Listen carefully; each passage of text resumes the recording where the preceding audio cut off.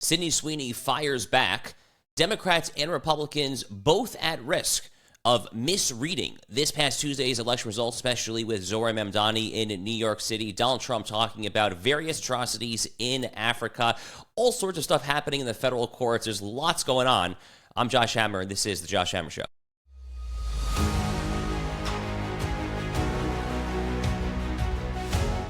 Sydney Sweeney, that name was in the news for a while. You probably have forgotten about her, at least unless you're obsessed with her or obsessed with American Eagle, the clothing brand. But just to recap, in case you were living under a rock when this whole thing burst out into the open, American Eagle runs this advertisement saying that Sydney Sweeney, I mean, maybe if you're a Philistine like me, maybe if you don't particularly closely follow movies these days, I'll be honest with you, frankly, COVID-19 kind of ruined movies for me. I actually used to go to the movies on a very regular basis. There was a weekly night with the boys to go see a film, or at least once or twice a month. COVID-19 totally ruined movies for me. I barely go to see a film these days. It's really quite embarrassing. So maybe you're like me. Maybe you barely even know who Sydney Sweeney is, but if you pay closer attention to such things, you probably know who Sydney Sweeney is, because she is a young, up-and-coming actress who happens to, let's just be real here, who happens to be young and good-looking, as if that is a bad thing. So American Eagle, the well-known jeans company, clothing company, has this advertisement saying Sydney Sweeney has great jeans. And you see this blonde, blue-eyed girl in the jeans. Now, any normal human being sees this and says, oh, wow, this is cool. Hot chick in jeans. What the heck is the problem? If you are a deranged leftist, if you are a culture-warring woke radical, then you see Nazism. Yeah, apparently they said this is about eugenics and white people and blonde-haired people and blue-eyed people. I mean, the backlash against this was one of the most profoundly silly things that I have seen in my entire life of following not just politics, but our various culture wars. I mean, don't you people have something more important to be upset about? Don't you have some other grievance to scratch? Is this really what you're going to make your fight now? I apparently was. I mean, they tried to boycott American Eagle for what it's worth. American Eagle has not really seen any noticeable hit, last I checked, in their bottom line. Very different, by the way, to the recent conservative backlash against corporations that have overstepped their bounds in a woke left direction, such as Cracker Barrel, after that horrific rebrand from their CEO, who apparently had never actually set foot in a Cracker Barrel, had no idea who their own customer base is, so Cracker Barrel was really hit. Cracker Barrel ultimately reversed course. Any number of other recent examples come to mind as well. American Eagle does not seem to have been much affected. American Eagle, to their credit, did not apologize for this ad. Also, not apologizing for this ad, and the reason that we are talking about it today on the Josh Hammer Show, is Sydney Sweeney herself. A brand new interview on the hot topic of Sydney Sweeney's great jeans over at GQ. Let's go ahead and watch. The criticism of the content, which was basically that maybe specifically in this political climate, like white people shouldn't joke about genetic superiority. Like that was kind of like the criticism, broadly speaking. And since you are talking about this, I just wanted to give you an opportunity to talk about that specifically. I think that when I have an issue that I want to speak about, people will hear. Okay, so there's a lot to unpack here. First of all, she's not backing down. And why in the world would she? Why in the world would she back down? Why in the world would she care what a bunch of crazy people who have nothing better to do with their time have to say about her? Why would she care what anyone has to say about her at all? In fact, Sydney Sweeney, in her late 20s, is emerging as something of an unexpected role model, dare I say, for America's youth today, especially America's girls today, younger millennials, Gen Z, Zoomer girls. There is a horrific crisis when it comes to mental health for younger millennials and Gen Z in America today.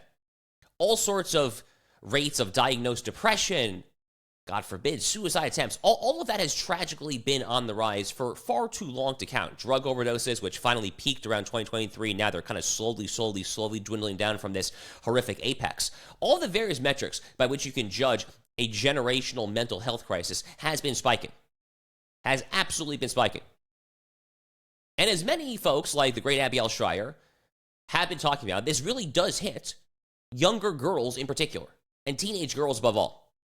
That is due to toxic influences like social media, Instagram, and TikTok above all, who see folks who in their social media and in their edited glamour shots, they see these folks that are having a great time. Obviously, nothing is as good as it looks on social media. We all post the most beautiful pictures on social media. Our private lives are always a bit more up and down and turbulent. That's just the nature of human life. But you see social media, you see that someone looks too perfect. You look at yourself in the mirror. Maybe you think you're a little fat. Maybe you think you're not pretty enough. Your hair is not great enough, whatever the case may be. And then you want to transition, maybe? You want to quote-unquote transition from girl to boy? You don't think you're ever going to get a prom date? Maybe something, God forbid, even worse than that. But a lot of this mental health crisis does go back to caring fundamentally what other people say. And if this Sydney Sweeney kerfuffle and this interview with GQ that is now making the rounds, if this stands for anything whatsoever, it should be that you should not care what people say about you. If you are doing something completely anodyne and innocent, which in this case, what could possibly be more American than being a hot, blonde, blue-eyed chick putting on a pair of jeans? Okay, I mean, I'm sorry, like, literally, get a freaking life.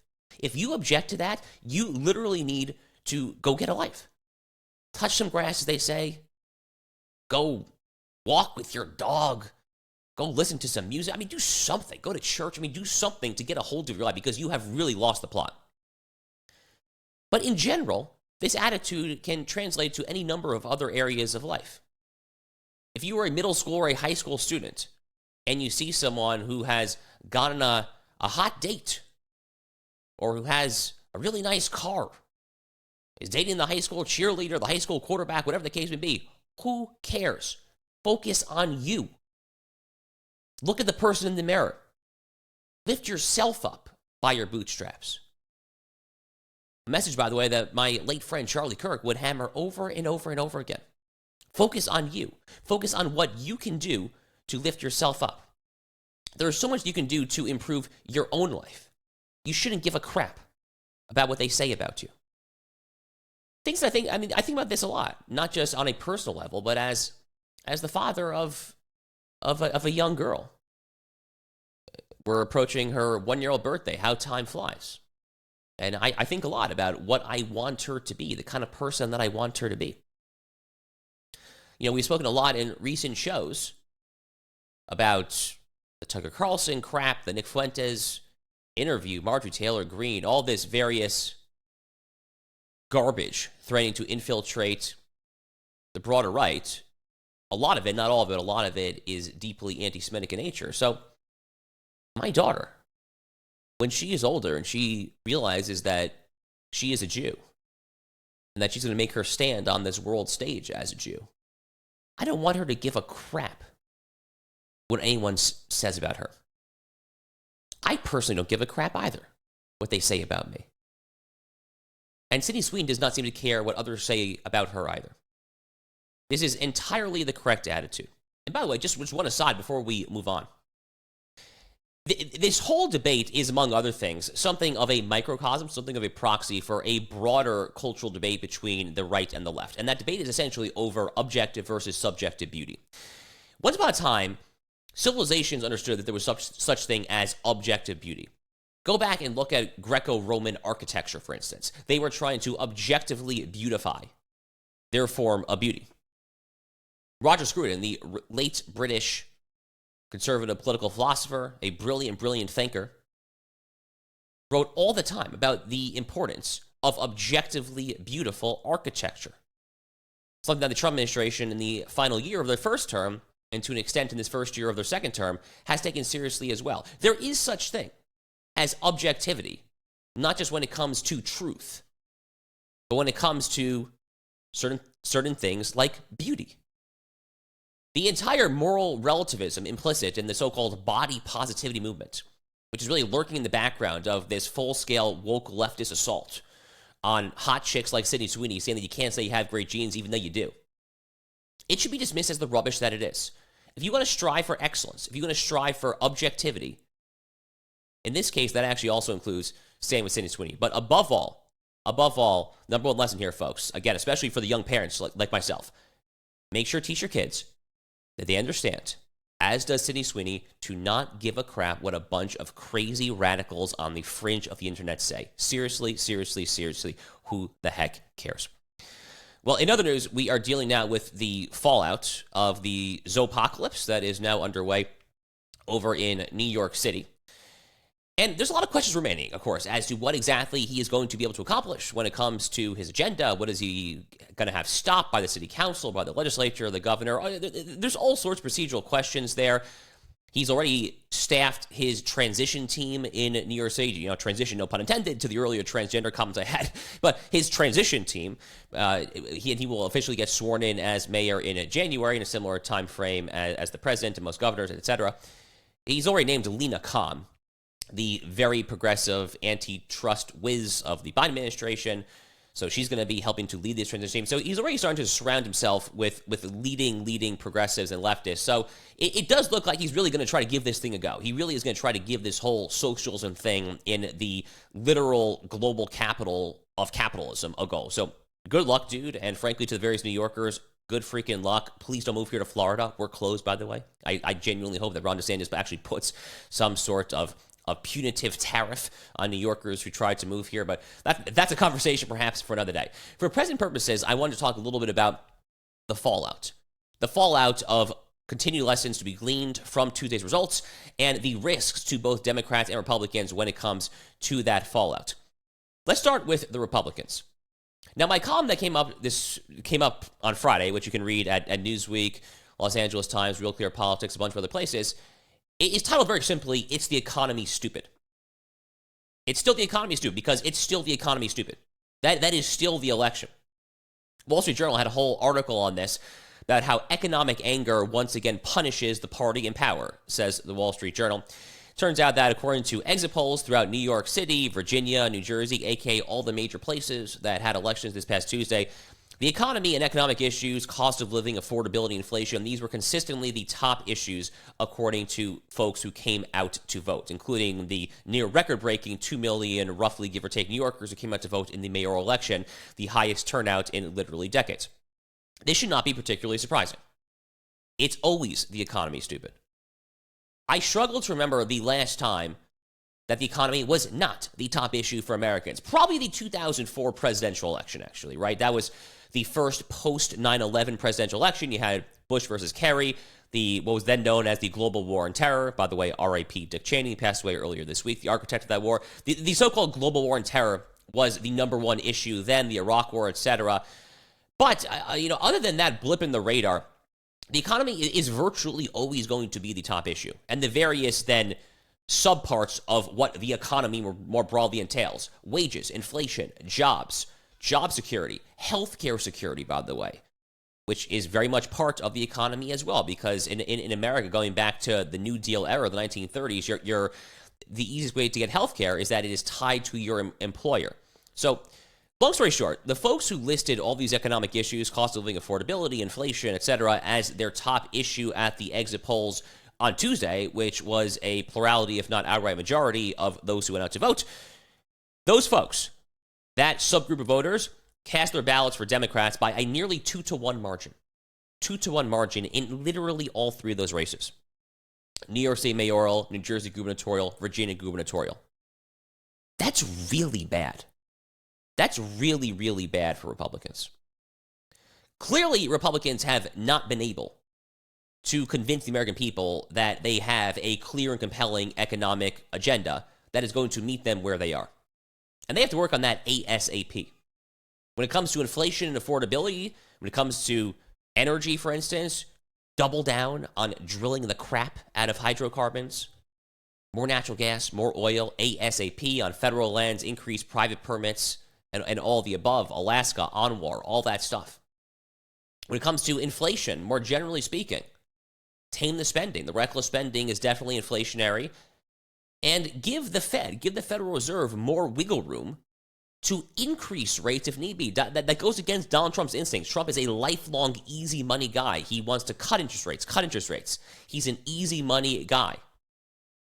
But if inflation is really as big a problem as the American people seem to be telling the exit pollsters that it is, if home ownership is really that big a problem, then one of the easiest ways to tame that and tamp that down would be inflation.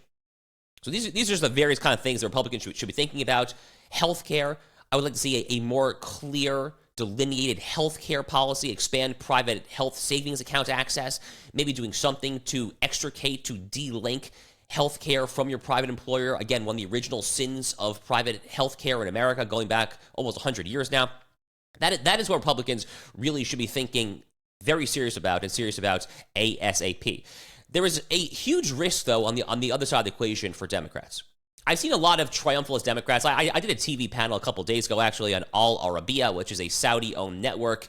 I believe their studio is in Dubai in the UAE, but it's Saudi television, which is generally fine. This is not Al Jazeera Qatari TV. It's not super hostile or anything like that, but this was a politically diverse panel, and They put me on with two co-panelists. One was just this utterly unhinged, far left Muslim girl who literally brought everything back to the Jews. It sounded quite conspiratorial. I wasn't sure if I was talking to some Muslim girl in Nick Fuentes, but that's a conversation for another day.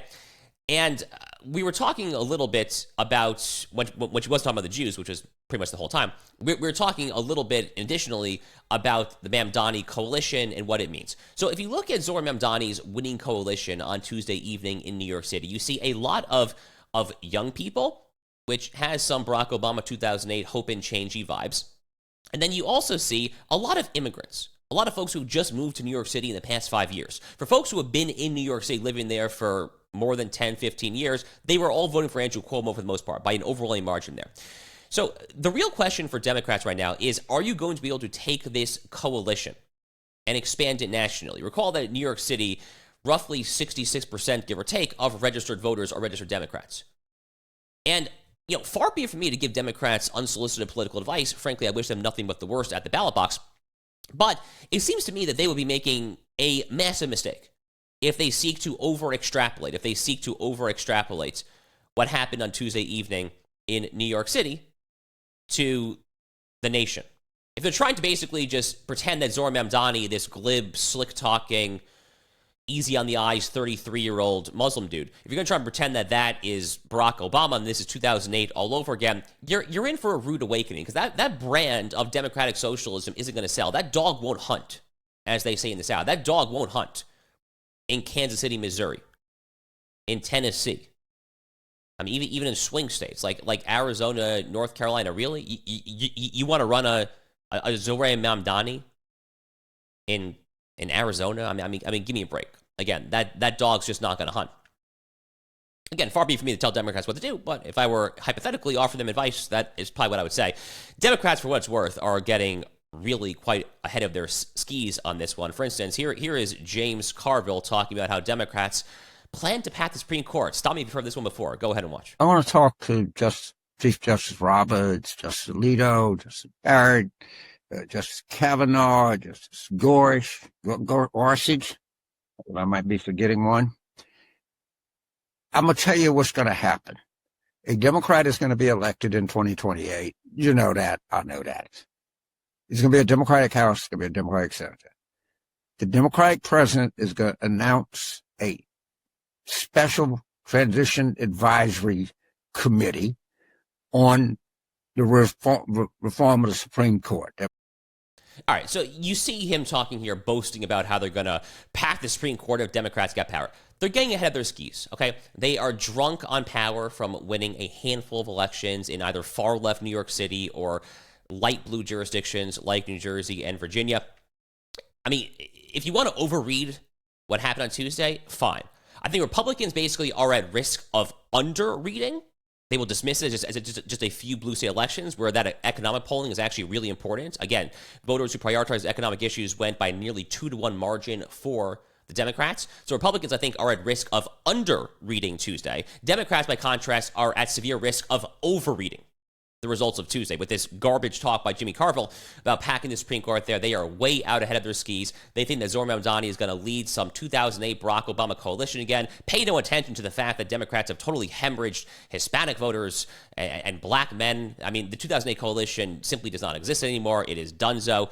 And the Zohar Mamdani election for Democrats, I think, is really just going to forestall the inevitable. So major lessons there for both parties when it comes to both over-reading the election and then also under-reading the election. Meanwhile, all sorts of stuff happening across the federal judiciary. Definitely one of our favorite topics here on the Josh Hammer Show. One of my personal favorite topics, even within the broader area of law, is once again rising to the forefront. The Ten Commandments.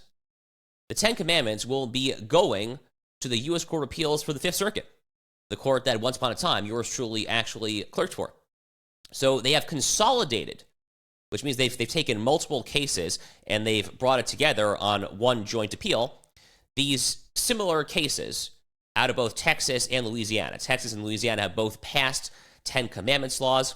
The specifics will differ slightly in the state. The Louisiana law, for instance, essentially says that for all schools in the state, public schools more specifically, they must prominently display the Ten Commandments in the room, as you can expect. All the various atheist groups, Americans United for Separation of Church and State, the ACLU, all the various typical secularist, nihilist, left-wing actors immediately filed suit. So the Fifth Circuit has agreed to hear a challenge to these laws. That argument is going to happen on January 20th, so just in the new year. We're going to spend a little more time on this story this coming week because I happen to like this issue a lot and know a lot about this issue. I actually just had a co-written law review article that came out in the Harvard Journal of Law and Public Policy a few months ago on this exact topic, the legal and historical fallacy of so-called separation of church and state and how it is not a thing. There actually historically is no such thing as quote-unquote separation of church and state.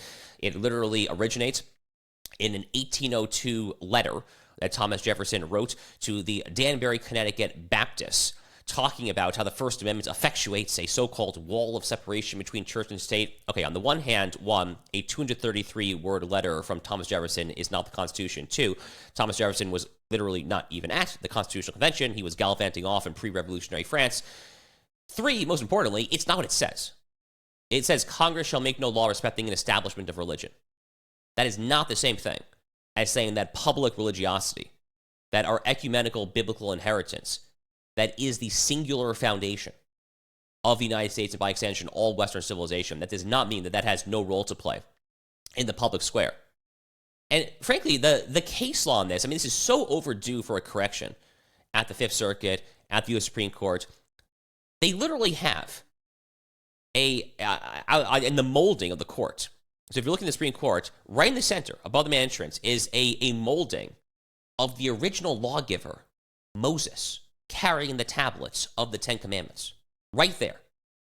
So how exactly is it a violation of the First Amendment then for the schools in Louisiana to have those? I mean, it just makes no sense whatsoever there.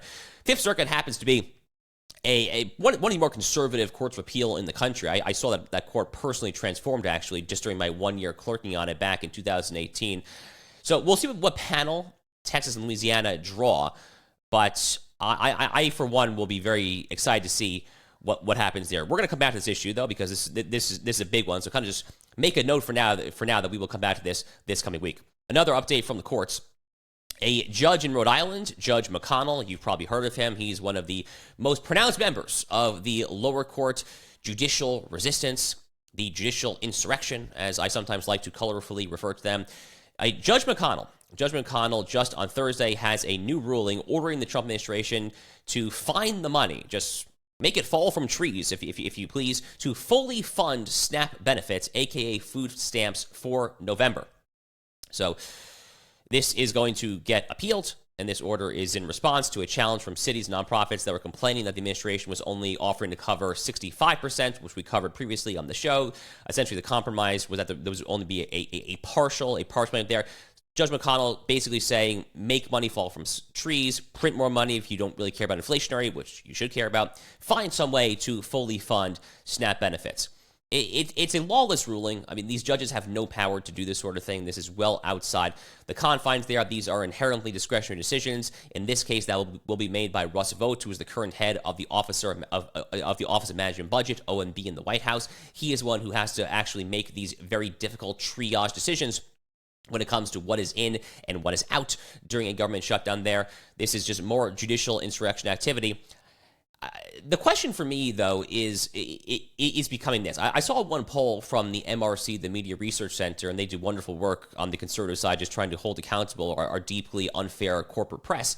And the MRC had this poll out that showed that 87% of the coverage from the big networks, ABC, CBS, NBC, 87%, according to their math, of the coverage of this shutdown fight has blamed Republicans, meaning it has been pro-Democrats. So, I mean, what exactly is the incentive structure for Chuck Schumer and Hakeem Jeffries when you have literal free, bought and paid for free advertising from the big three networks? It's a total dystopian world when you talk about what the role of the press is supposed to be and what it actually is. By the way, an aside there, let's see what Barry Weiss does at CBS News. Recall that Barry Weiss was just named by Larry Ellison's son, David Ellison, who's the new chair of the parent company of CBS. So they just brought in Barry Weiss, and by extension, I guess her team at the Free Press, her organization, they are now running the ship at CBS, which is probably why you got, for instance, Donald Trump on 60 Minutes this past Sunday. A really good get, certainly, for Barry's new team over at CBS. So make a mental note of that we will see how CBS's coverage changes in the ensuing months. But for now, deeply, deeply biased stuff. And frankly, sometimes it really is. It's just hard to know sometimes what exactly is the incentive structure for the Democrats to actually end the shutdown. No good, no bueno. Another legal-related item before we move on. The U.S. Supreme Court on Thursday, in a brief, unsigned opinion, granted the Trump administration's request to essentially hold these stupid lower court rulings that had prevented the administration from requiring that biological sex be what is reflected on a passport. So that sounds like a lot of legalese. I will unpack it. Essentially, what the Trump administration did earlier this year in an executive order was they said that when you have a United States passport, when it says sex, it's going to be, like your actual sex, like your actual chromosomal structure. XX or XY, that's going to determine what your sex is on the passport. Not whether you chop off Mr. Winky Wink, not whether you put on one of these breast binders when you cut your hair off, you shoot yourself up with some estrogen, testosterone. If you want to just kind of freakily go in the girls' locker room and call yourself, no, none of that crap. What they said is your sex is like actually your sex, aka the way that God intended this to be per Genesis chapter 1, verse 27.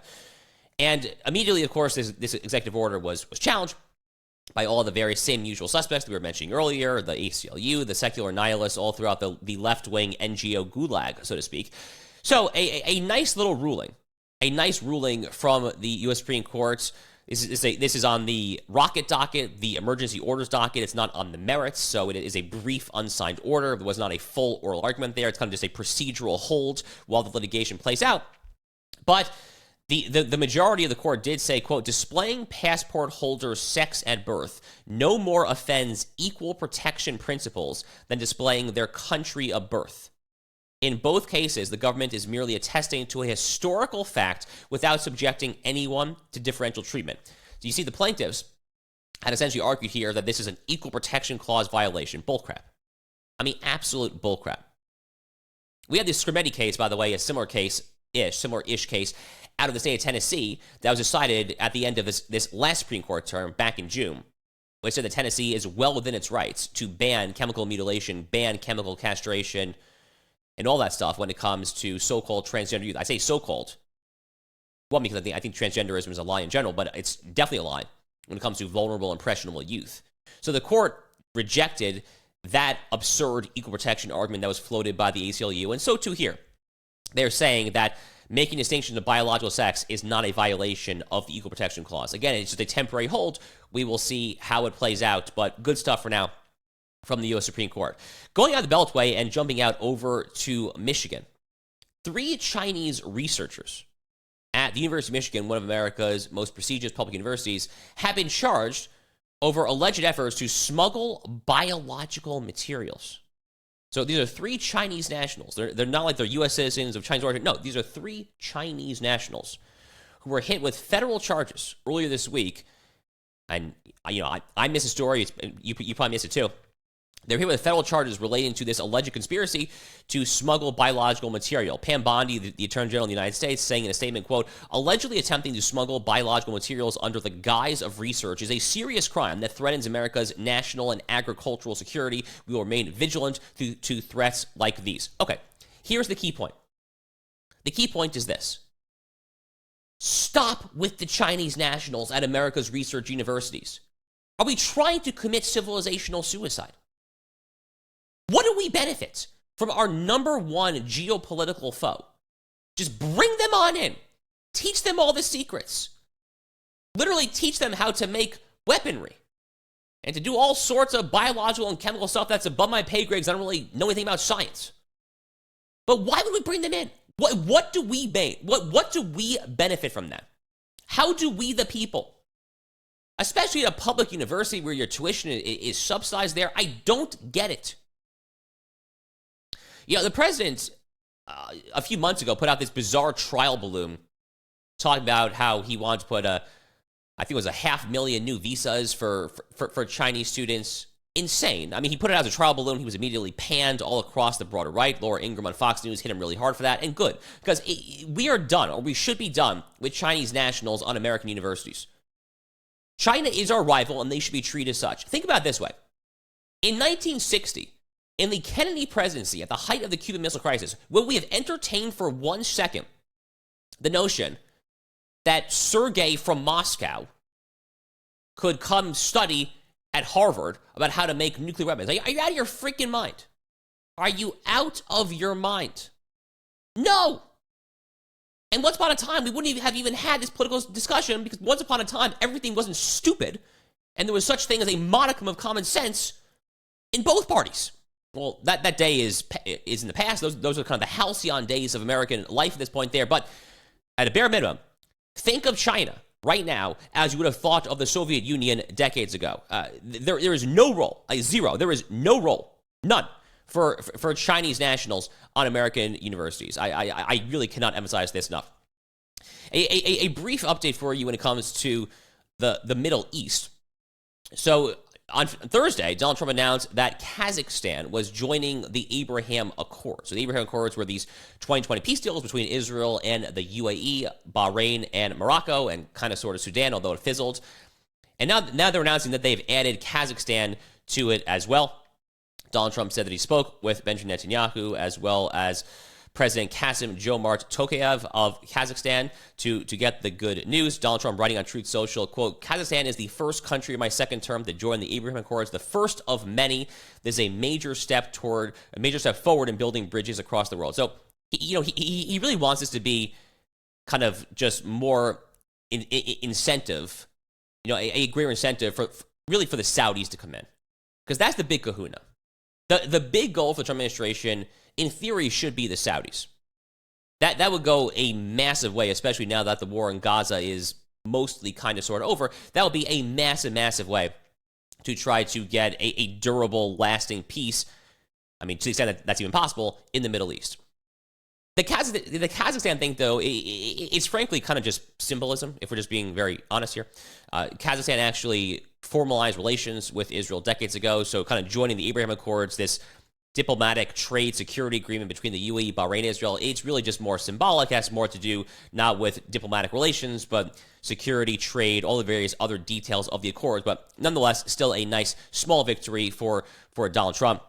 Trump also speaking out massively this week when it comes to the oppression of Christians in Nigeria. This is really, really, really, really sad stuff happening there. Here is Donald Trump talking about how Christians are being slaughtered by Boko Haram in Nigeria. Christianity is facing an existential threat in Nigeria. Thousands and thousands of Christians are being killed. Radical Islamists are responsible for this mass slaughter.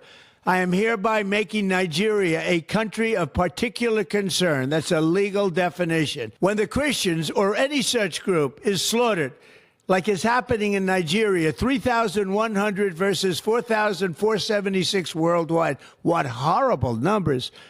Something has to be done. I am asking Congressman Riley Moore, together with Chairman Tom Cole and the House Appropriations Committee, to immediately look into this matter and to report back to me. And I mean, like, immediately. The United States cannot stand by while such atrocities are happening in Nigeria and numerous other countries. It's not only Nigeria, it's all over. We stand ready, willing, and able to save our great Christian population around the world. This is not going to happen. The killing of Christians is not going to happen. So sincere moral clarity and very well spoken by the president. There's also horrific violence going on in Sudan as well. Just mass graves that have been found there. Just really just shocking, galling stuff. One of the most undercovered, from a journalist perspective, one of the most undercovered conflicts in the whole world, the roiling civil war in Sudan. Just real quick, the American approach to things like Nigeria and Sudan should be that we should use all levers of diplomacy, of trade, of economic statecraft, tariff policy, diplomatic sanctions. All of that should be on the table when it comes to trying to get, for instance, the Nigerian government to step the heck up and to actually acquire the monopoly on the use of force that is the definition of a sovereign power, and therefore to extirpate the cancerous threat posed by the Islamist Boko Haram, who are just wantonly slaughtering Christians. I am hesitant, certainly when it comes to direct military intervention for purely humanitarian reasons. Seems to me that would fly in the face of the MAGA America First doctrine, but certainly everything from diplomacy to tariffs, all of that should be on the table. So let's hop in now to our Hammer Time segment, where we go through the weekly woke headlines of the week. So this from our friends over at Libs of TikTok. This is out of the Danville Public Schools District in Virginia. So the Danville Public Schools released a statement after Libs of TikTok exposed their teacher, Sabrina Morris, who is a biological man pretending to be a woman, for making a post online threatening to shoot people over their pronouns. According to the Danville Public Schools, they said that they immediately began reviewing this situation, and the employee involved, this transgender biological man cosplaying as a mentally disturbed female, will, quote, not be present on school grounds while the school conducts an investigation. This teacher, I mean, first of all, I'm not entirely sure that there should be any teacher in a public school district who is transgender, who is teaching kids. I mean, that's my stance, because transgenderism is a mental illness, and I don't necessarily want anyone who is mentally ill instructing very vulnerable, impressionable people in a public school district. That's just me. I mean, that's probably just you too if you're watching the show. But even that aside, this freak, and I'm saying as a freak, not because of mental illness, but because he threatened to shoot. He threatened to shoot people over preferred pronouns if they weren't using the pronouns of their choice. What is wrong with you? Suspend that person, fire him. He probably should be investigated by the feds for some sort of threat. Disgusting behavior. Absolutely disgusting behavior. By the way, kudos, of course, to Chaya Raychek and the Libs of TikTok crew for good stuff. They are just, very much like Robbie Starbuck, who is coming on our show this coming week, very much like Robbie, like Chris Rufo. These guys get results. Libs of TikTok, make sure you're following them if you're not already doing so, at Libs of TikTok over on X. But this absolute menace, Sabrina Morris over in Virginia, absolutely must be fired from Danville Public Schools. Finally, the University of South Carolina is removing gender and pronoun menus from their application. This is after they were contacted by Nancy Mace, who was the lightning rod, the controversial congresswoman there from the state of South Carolina. So the university was essentially recently exposed for including gender and pronoun menus on their admissions application. This flies in the face of the Trump executive order that was signed earlier this year that says you can't do this. It flies in the face, as you know, of biological reality, of God's plan for humanity. It also flies in the face, perhaps most importantly for present purposes, it flies in the face of the values of South Carolina, which last I checked is a pretty red state filled with a lot of conservative people and a lot of evangelical Christians, especially in that upstate area of South Carolina, Greenville, South Carolina, Spartanburg, South Carolina, places like that. Why in the world would the flagship university for a state as red as South Carolina include transgender options on the admissions application for their major state university? It makes no sense whatsoever. This is the kind of stuff that a strong legislature and a strong governor should be able to root out. You need to exert a much stronger control over your flagship institution of higher education. Greg Abbott, Wadsworth in Texas, has done a great job of that. University of Texas, Austin is in the middle of a whole revamping. University of Florida, here in Florida where I live under Ron DeSantis, is very much in the middle of a revamping. Public education and these flagship state schools above all must be subject to direct lowercase r Republican governance. They are ultimately there at the consent of the governed. They are there to educate on behalf of we the people. They are not there to educate on behalf of their woke overlords. They are not there to educate on behalf of the cultural Marxists from whom they have been pedantically taught from decades. They are there to educate us. So stop the crap, for God's sake. Good for Nancy Mace, who I'm not typically the biggest fan of, to be honest with you, but good for Nancy Mace for getting results here. Well, that's it for today. I'm Josh Hammer, and thank you as always for watching and listening to The Josh Hammer.